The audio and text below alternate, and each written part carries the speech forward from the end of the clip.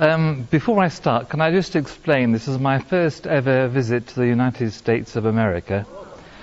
And it was many years ago that I realized that the fact that you speak English and I speak English doesn't necessarily mean that we understand each other. Somebody has said that the American people and the British people are two peoples separated by a common language. So if ever I use an expression which offends you, it's an error. That's what I tell all the girls. If ever I use an expression which you don't understand, please do not hesitate to just shut up, because otherwise you're going to break my flow, and that embarrasses me. I'm not joking. I mean, I got in here yesterday, and I thought, well, I can speak English, and I've learned American words like hi. And I went into a shop and I bought something, and the lady said to me, "Have a good one."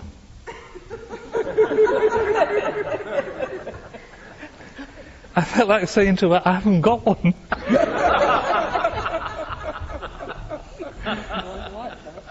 But I suspected that if I did that, she might have been embarrassed and offended. But I'm really, really happy to be in the United States of America for the first time at the age of 64, and I've been a Christian for 3 years.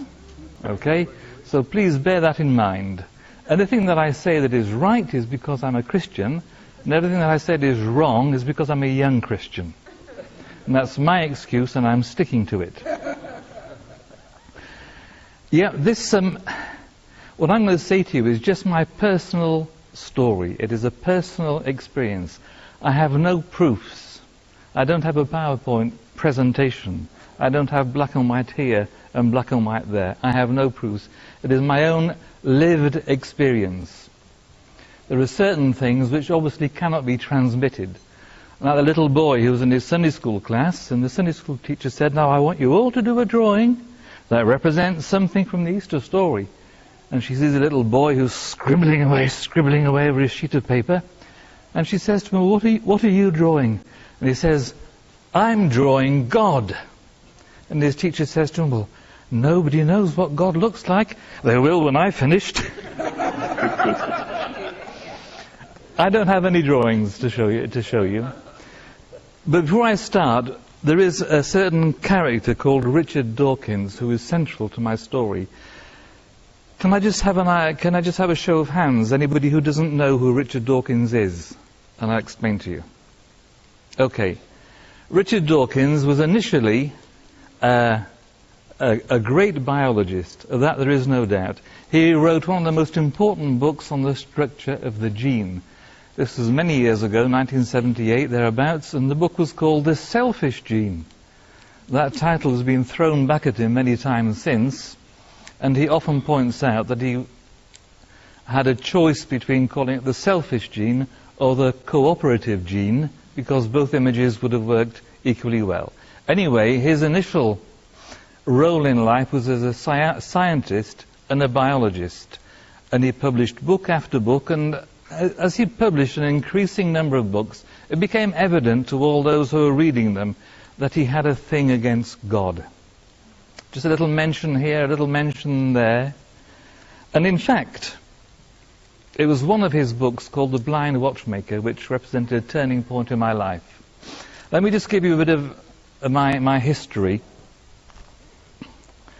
I was born and bred, in spite of appearances, I was bred, in North Wales in the United Kingdom, and I had what you call a nominal Christian education. That means, where I come from, that means that in order to have a bit of peace on Sunday, your parents sent you to Sunday school. And they weren't particularly happy to see you when you came back. And that was about it. And really? Wow, must have been a bit of a horizontal gene transfer then, across the Atlantic. The lazy gene transferred all around the world, and as soon as life got easy. Eve has got a lot to answer for, I agree with you. And I was 15 when some Mormon missionaries came and knocked on my door. In fact, I was out that morning, and my mother said, "I'm too old to change, come back when Richard is home." And a short while later, I became a Mormon. I don't know if you've heard about the Mormon church. I think there's some slightly American origins, but I know it's not your fault.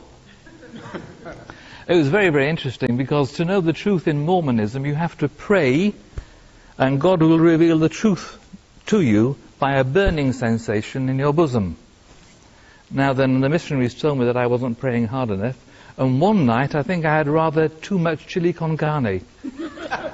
And I got the burning sensation.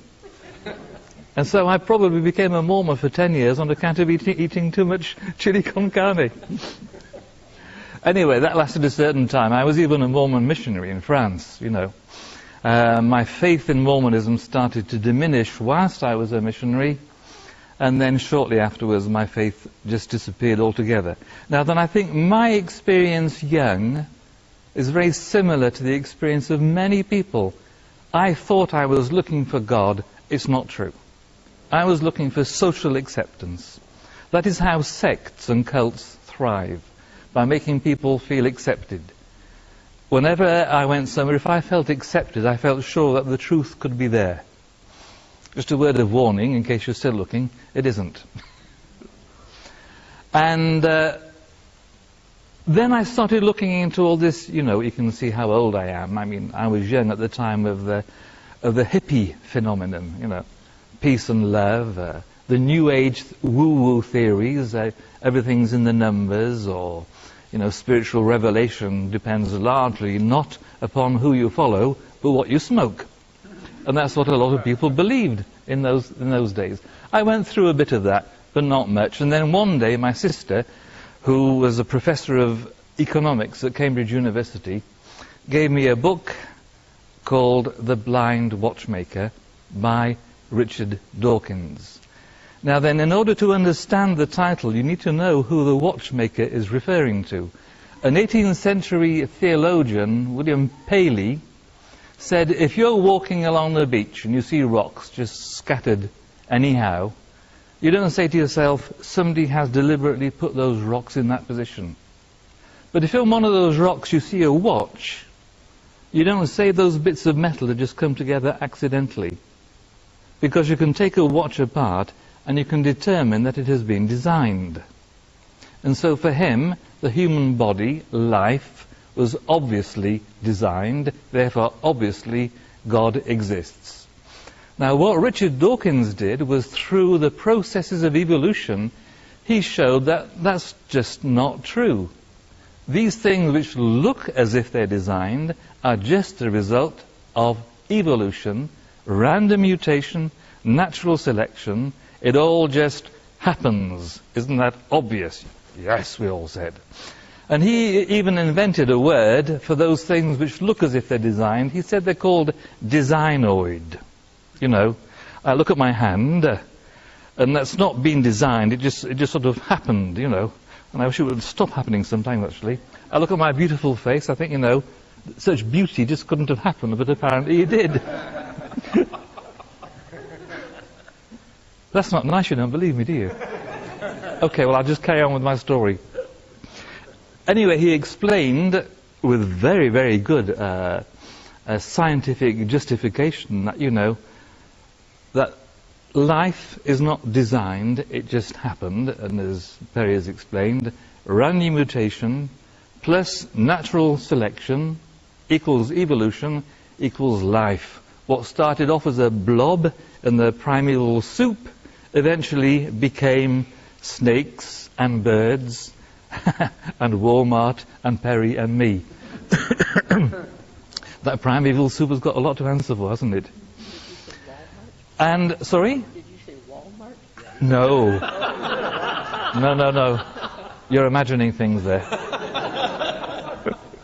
Cultural differences. Okay, I didn't say Walmart. I love Walmart. What is it? I don't know. I don't even know what you eat it with. It's a chain store. I'm sorry, it's just my nature. Because it's basically, I'm so excited about what I'm going to tell you. The thing is, what Perry told you is because, you know, he wanted to get you all hyped up to listen to me. It's not really true. I became an atheist.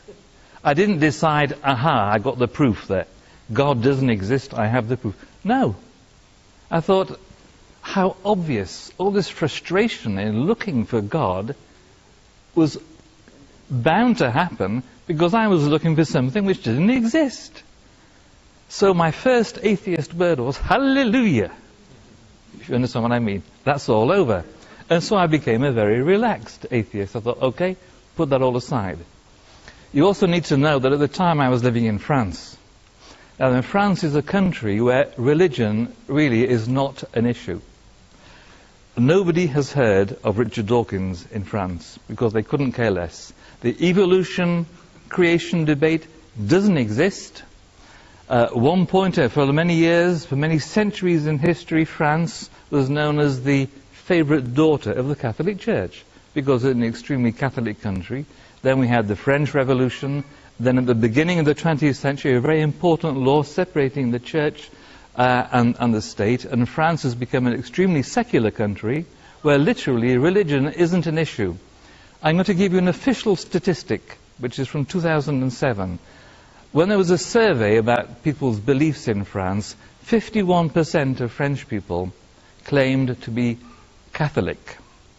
Half of that 51% said they didn't believe in God.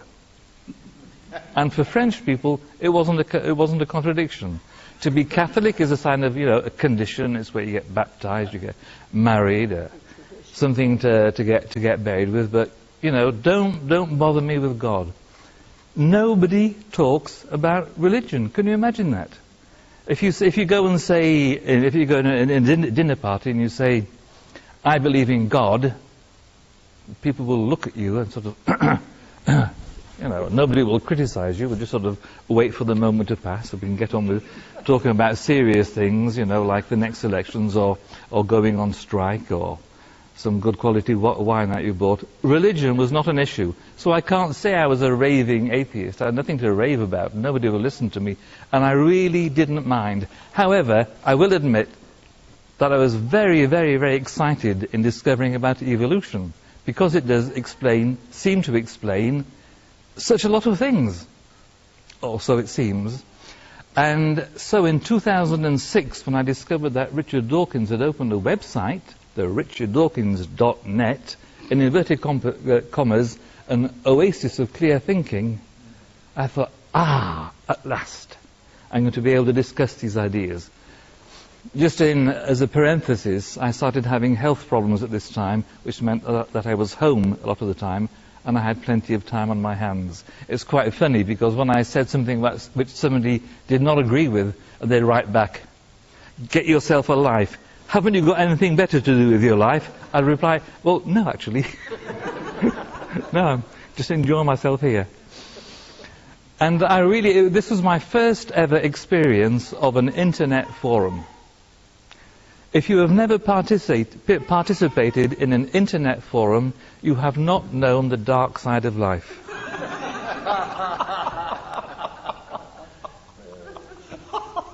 It was my son who explained to me the formula, which I can't repeat because we're in the church, and it ends with a very rude word. But the formula is anonymity, you're anonymous, plus the internet, plus you have an audience, equals somebody not very nice. And it's a rude word that finishes with head. And nowhere is this truer than in the debates concerning religion.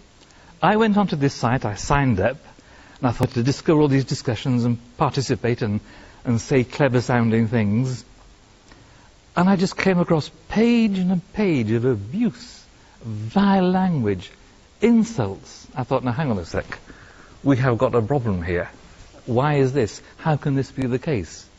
And I tried to sort of add things to the discussion. Yeah, there were very, very clever people, very intelligent people, brilliant people who did post on these sites.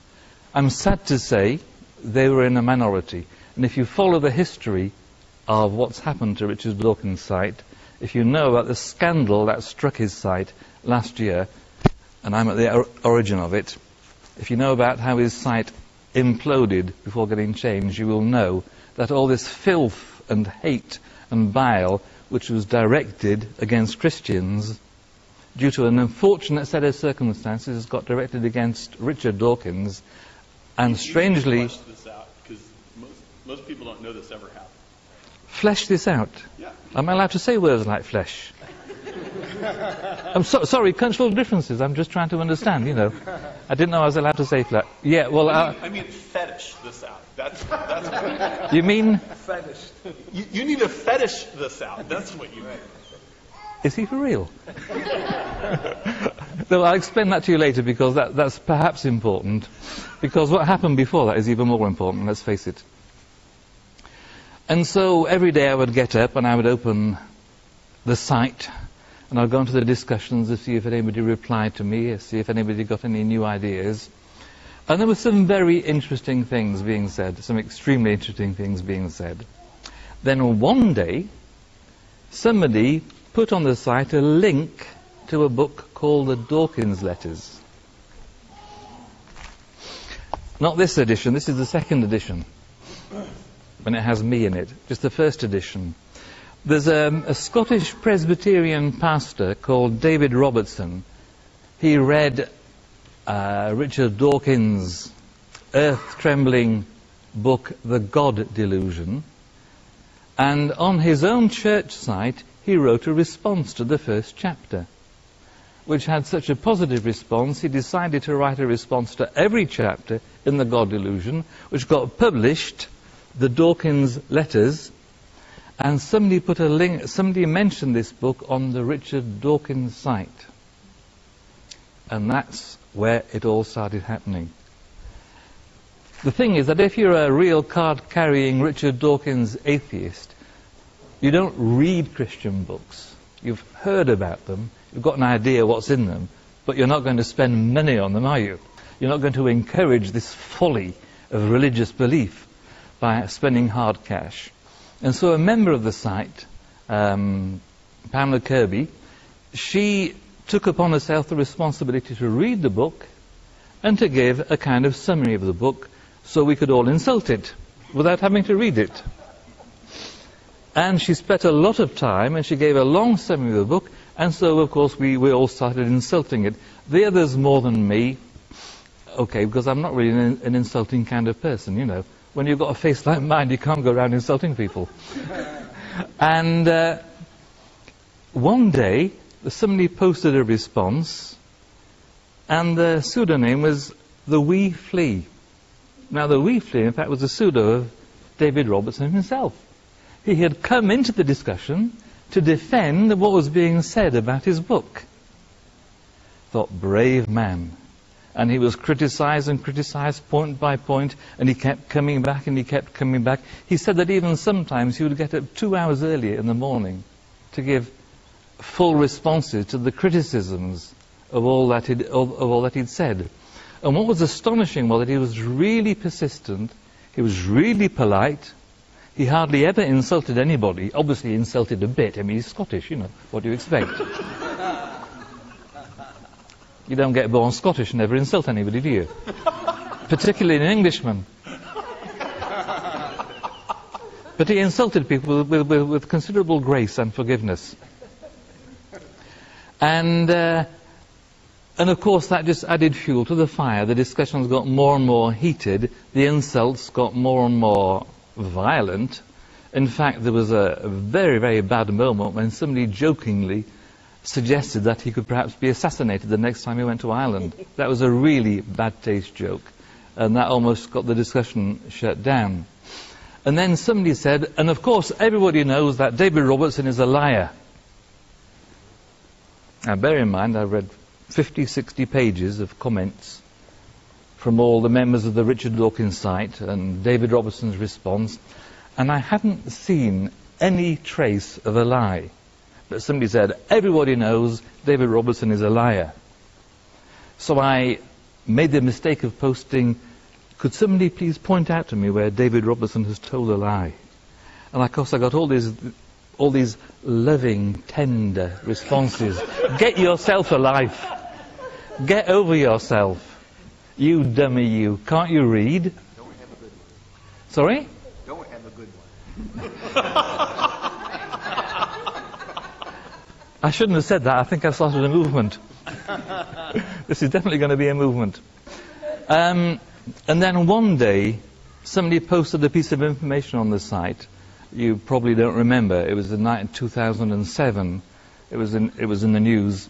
Some Russian prophet who was completely crazy, who had isolated a group of followers in a cave because he knew that the world was going to come to an end at a certain date. The world apparently didn't come to an end at that date, and he tried to kill himself by hitting himself over the head with a piece of wood. And I thought, you know, it's a grotesque kind of thing to do. But of course all these atheists thought this was hilarious, and two of them said, what a pity he didn't finish the job. I thought, no, that is going too far. To wish somebody dead, you know, that is going beyond a joke. And I said so. And one of the most brilliant members of the site quoted my post and just added after it, LOL. Because I wanted to defend some kind of principle regarding the sacredness of human life, laughing out loud. What a joke. It was at that point that I thought perhaps it was not the kind of place that I wanted to be.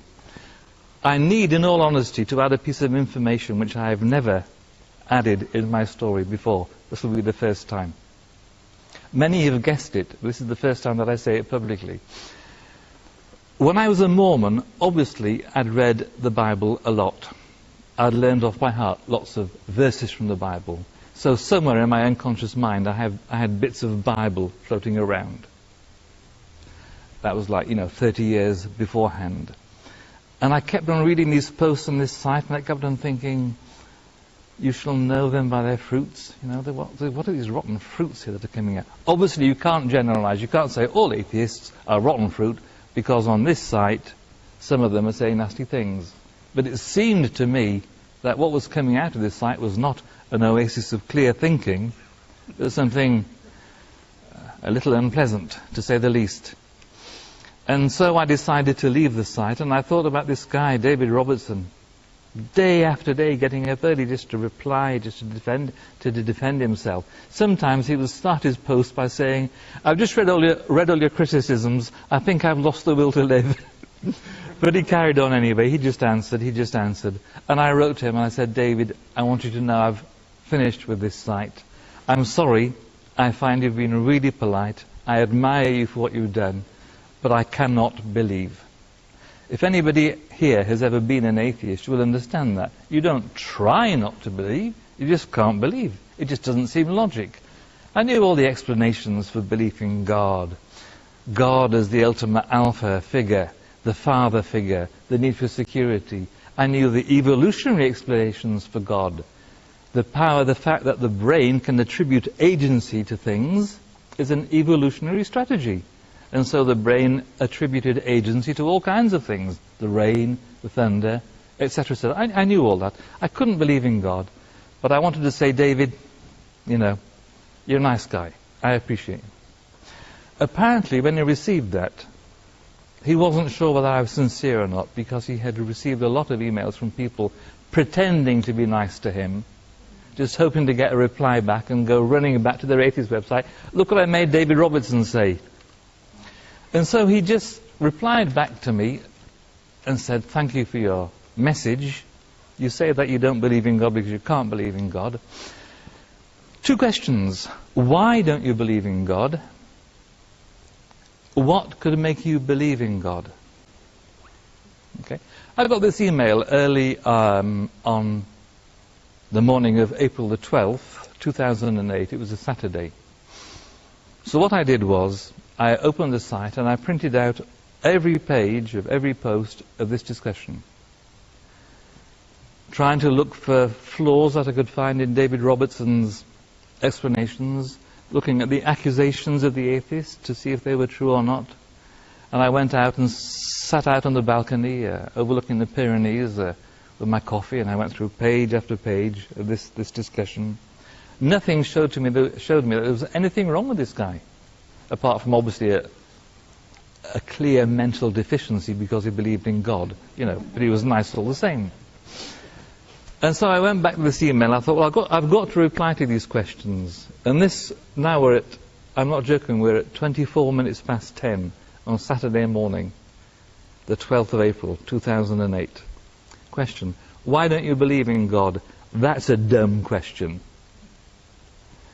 What could make you believe in God? Certainly not logic and proof and reason. I didn't think that answer out at all. That which had been precious to me for years, logic and proof and reason, certainly not. And in that instant, my mind exploded. If you've ever heard the expression of an amazing grace experience, that was it. Why do I know what time it was? Because when that happened to me, I wasn't sure whether I was having a serious psychological breakdown. Just for a second I thought, I need to keep track of this.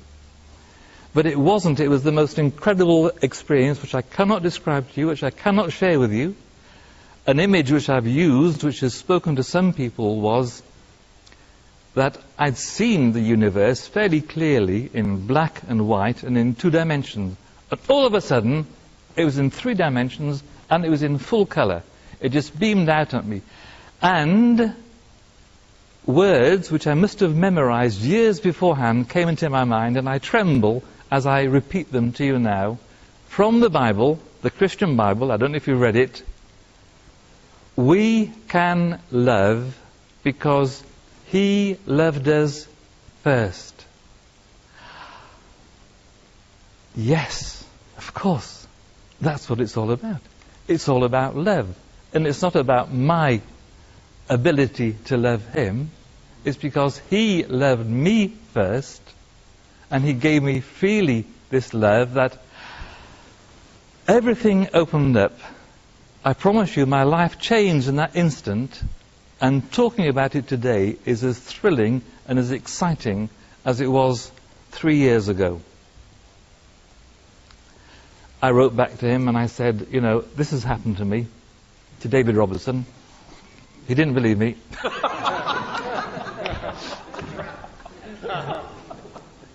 He said, you know, okay, tell me about it. And so I did. And then in my over-enthusiasm, I made the mistake of going back to the Richard Dawkins side. And of telling them. And as a result of that, I received the best compliment I think I've ever had in my life. You know, I'm not a very clever bloke.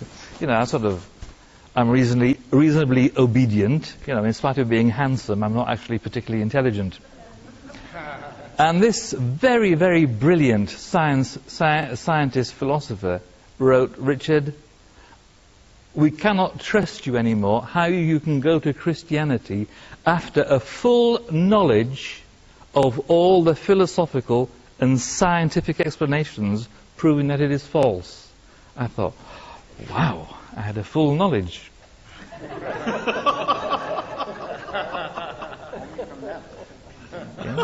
I thought I'd better not tell my ex-wife's lawyer. In fact, as time has passed, I realize now that as I listen to atheists speaking and reasoning against religion, I have to say, well, yeah, I know where you're coming from. Not only do I understand what you're saying, but I've said it myself. I understand that perfectly. Absolutely. If you want to look down through a microscope into the philosophy books and the science books, that's all right. It's just that God has allowed me to look up, and all of a sudden, everything changes. Obviously, people ask me questions like, well, how do you know it was a Christian God? One guy wrote and said, I think you've had a temporary brain infection, you should get counselling. I wrote back to him a few weeks ago, I said, well, 3 years on, my temporary brain infarction. Do you know what a brain infarction is? You don't, neither do I. There was an article about me in the Christian Post recently, where somebody wrote it a temporary brain infraction. But it's not, it's a brain infarction. And I had one, and it's still going strong, and I'm very, very happy that it continues to be moving along. Right, what happened to the collapse of it? You know that Richard Dawkins is a very famous guy. He's written a lot of books and sold a lot of books. His book, The God Delusion, was the #1 in the New York Times bestseller list for a long time. And he's Richard Dawkins. Please don't get us mixed up. Richard Dawkins, I'm Richard Morgan. I don't want people to confuse us. A short while afterwards, I was introduced to a Christian radio in London called Premier Community Radio. And they invited me to come on the radio to discuss my experience with David Robertson. It's a show which goes out on a Saturday afternoon called Unbelievable, where they try to confront believers and atheists. So on this show there was David Robertson and myself and some atheists they dragged out of the woodwork from somewhere. I just add something to you here. My conversion experience was so dramatic and powerful and unexpected that I said something to the people in the studio which made them laugh, but I was perfectly serious. I said to Justin Briley, who runs the show, "So you always have an atheist for the debate to record?" Yes. And I said, "Well, isn't that a bit nerve-wracking? What are you going to do for your show if the atheist gets converted on the train on his way here?" I said, do I have to pray so he doesn't get converted yet?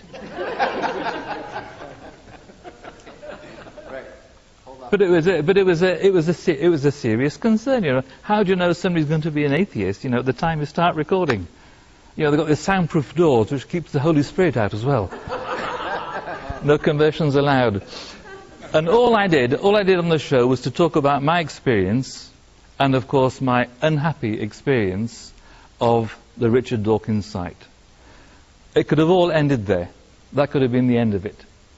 But unfortunately, somebody posted on Richard Dawkins' site a link to this radio program, which turned out later to be the program from Premier Radio, Unbelievable, which has been the most downloaded in the history, the iPod, the MP3.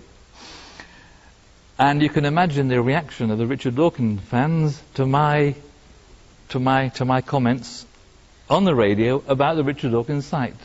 It became so foul and disgusting.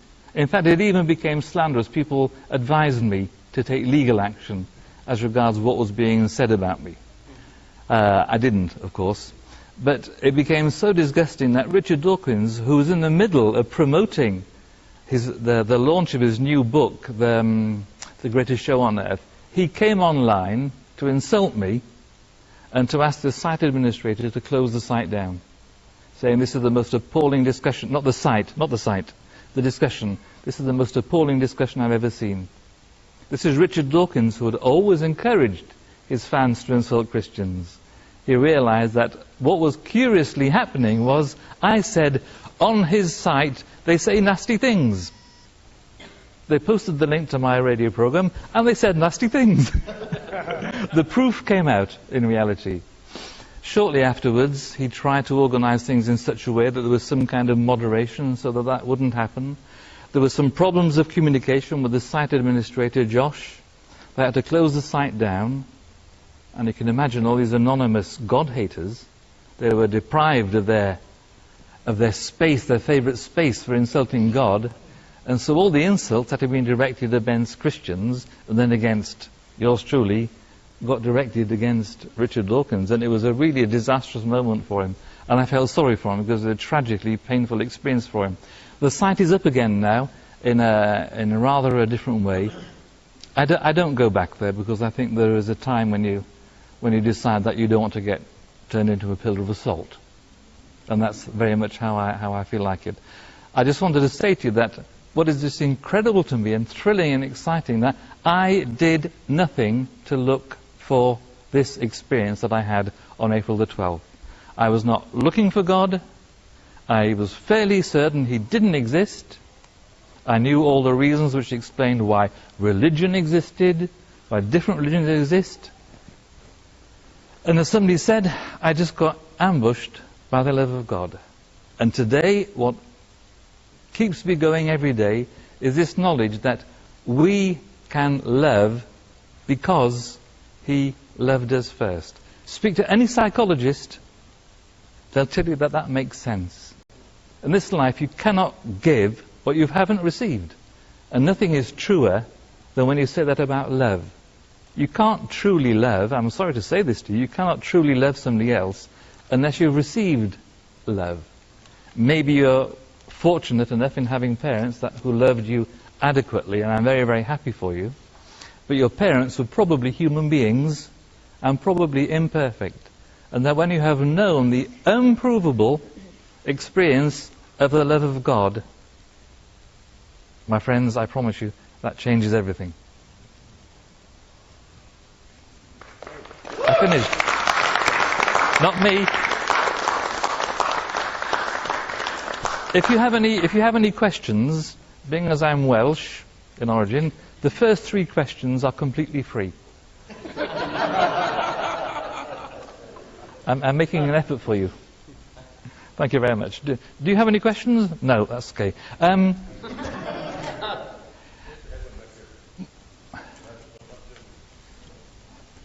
Yes, sir. You initially said that when you were a missionary, you were actually seeking acceptance. Human acceptance, yes. Human Yes. acceptance. And would you say a lot of these atheists on the Dawkins site are actually seeking the same type of human acceptance? Not only would I say it, I have said it publicly more than once. You are absolutely right. You're absolutely right. And the ones who seek most attention, if you want to find an attention seeker on one of those sites, just look at the people who accuse other people of being attention seekers. David Robertson got accused of being an attention seeker, and he was. He was, but he wasn't seeking attention for himself. I'll let you work out for whom he was seeking the attention. Yeah, it's a very, very good point that you make. Yeah. In fact, if I can just elucidate a bit further, I have this weird characteristic, I think it's a genetic anomaly, is that I like people. I really do like people. I'm looking at you, and in spite of your faces, I really like you. I understand that not everybody can be handsome. I mean, handsome, yeah. So I wanted to go further than just exchanges on the site, and often I would, actually messenger chat with people. I'll be right with you. And I even had phone conversation with people. And these people who are the most violent and the vile and the cleverest, the saddest human stories that I heard would break your heart. Absolutely break your heart. One of the most brilliant posters on the site, I spoke to him and he was drunk. He said he had to drink because he couldn't accept his homosexuality.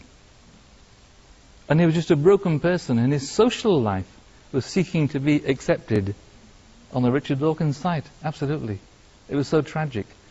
In fact, my human contact thing explains why some of them turned so violently against me afterwards. They thought, what have I said to this guy who's now betrayed us all and become a Christian? Of course, they had nothing to worry about. And I never did say anything about anybody. Obviously not. But you're absolutely right. Broken people seeking acceptance, looking for L-O-V-E. Aren't we all? Yes? Why do you think the Christians don't also just look for acceptance?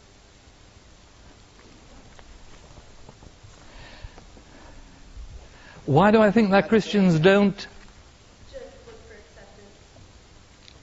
acceptance. Well, I don't know if they don't. My experience has been that atheists and Christians are very, very imperfect human beings. That's been my experience. I think that many Christians have experienced the same kind of love that I have experienced, and logically, inevitably, when you receive God's love so fully, all of a sudden you need human acceptance rather less. But it's a very interesting question, that. I don't have a full answer to it, I'm afraid. Can I come back to you on that in 10 years? And I got a bit more experience. That's right, yes. And of course, can I just add, all this stuff about genes and everything. I mean, I've been involved in genes and everything for 25 years. And what Perry doesn't know is I'm going to tell you about a third epiphany experience that I had, and it's all his fault. And it was, in its way, not perhaps a life-changing experience, but a perception-changing experience. I was a Christian, I got involved in a Christian community, and my life changed in many significant ways.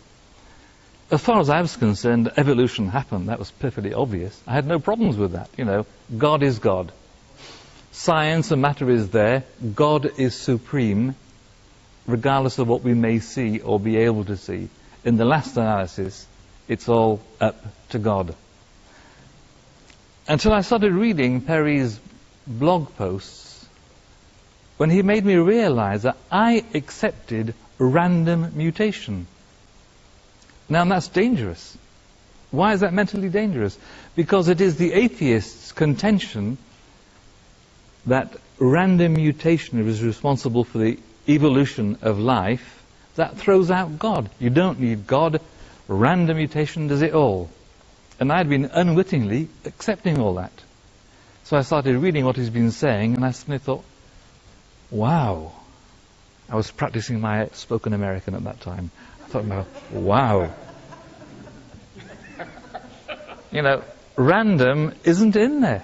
You just cannot factor random into it at all. The main argument for throwing out God was just simply not valid. You said it, I agree with you. You cannot prove random. Random doesn't do anything that's good. And ever since I've been exchanging ideas with Perry, I've been doing researches myself. And just last week, I went to see my sister in Cambridge. She gave me a book by Simon Conway Morris, an evolutionary paleobiologist. That's right, that's what it's called. Which is about convergence in life. He's not a Christian, but he's just saying, you know, these things cannot happen by chance. Chance cannot be factored in. What Perry has talked about is not the whole story. There are lots of other phenomena and mechanisms being discovered and revealed which show that really, you know, there is no place for chance in the process of evolution. I know some of you may think, you know, that there is chance. When you look at me, you think, wow. You mean somebody evolved that guy deliberately? I cannot believe that. But that's true. Yes, madam. Would you answer what happened to these Christians? There was a pub in a small town on one corner of the street and the First Presbyterian Church on the other corner. Mm-hmm. And the First Presbyterian Church wasn't doing very well. It's losing members. And to complicate things, Joe's Pub on the other corner is really bouncing. Got people in there every night, ladies of the evening, just doing a booming business. Sounds good. Have you got the address? And to the point where they're disturbing even worship at the First Presbyterian Church. Yeah. Pub's doing so well, they're going to put even an addition on their bar. And the board at the Presbyterian Church says, well, they got together and they prayed that something would stop this sinful place. And by golly, if lightning didn't strike Joe's bar and burn the whole thing, new edition, burned it all down. So the Presbyterians started bragging. We prayed, and the pub burned down. Jesus helped us. So a few weeks later, the board of the Presbyterian Church was served a summons notice that they were being sued for burning down Joe's bar. Maybe they did. And the board Maybe they did. Yes. All of a sudden, seeing a big lawsuit, said, we didn't have anything to do with your bar burning down. We didn't have nothing to do with that. You can't sue us. So when it came to court and it got on the docket, the judge looked at it and he looked at it and he said, I can't believe my eyes. He said, the board at First Presbyterian doesn't believe in the power of Jesus Christ, and the owners of Joe's Pub do. That's a nice one. Was that a joke or a question? It's kind of a question. Okay, right. How far does your faith go? Okay, I understand. If it's gonna cost You want money, to share the limelight with me, I understand. No, it's just. That's fine. How Okay. should the people at Joe's Pub handle that? Or I'm sorry, I mean at the First That's okay. Presbyterian Church. Should they have paid the lawsuit? Should they have admitted they prayed? Should they have paid it in behalf of a belief in Jesus Christ? What should they have done? Now they're denying Jesus because he didn't want it to cost but them money. I'm sorry. I've been a Christian for 3 years. Okay. You know, and what you're saying is pretty true, because when you first got converted, it's like you're a babe in Christ. But when you start living the religion and living to God loved me first, so I must love others, that's when it becomes hard. That's what Adam and Eve had to face. I thank you for that encouragement. Right. That's when it's not easy. You have I know that we all have our own individual experience of our walk with Christ. And I think it's very difficult to generalize. If you want to leave now because you're fed up of listening to me, I do understand. I've been around for long enough. Oh, you have a question for me? No, I just want to know how you and Terry developed this relationship. How did we develop this? So I found that question a bit embarrassing in English. How did we develop this relationship? I love you in a non-sexual way. That's because he's programmed that way. Do you know? I can't remember. Well, it's Todd. Ah, that's right. Yes. We are a mutual friend. Yeah, referred me to Perry's site, and I sort of started reading his blog posts. I thought, wow, another crazy American. So crazy that less than a year later, I'm here. Yes, sir. My thought on the bar question, which you shouldn't have to answer anyway, is that they should ask of the court that it be appealed to a higher court.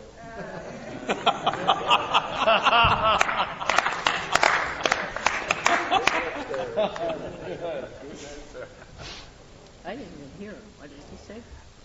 I didn't hear him either, but it was very funny. What did he say? He was saying that the judge should have told him to appeal to a higher court. Oh, there you go. Now that's an answer. Paul's a clever boy.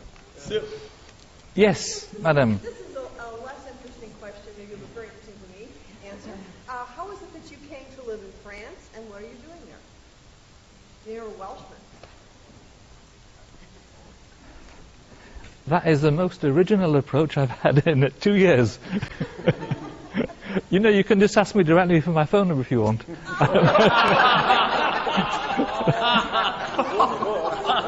That's a Welsh move. No, it's a reasonable question. People often ask me. Unfortunately, I can't answer it because it's a personal thing.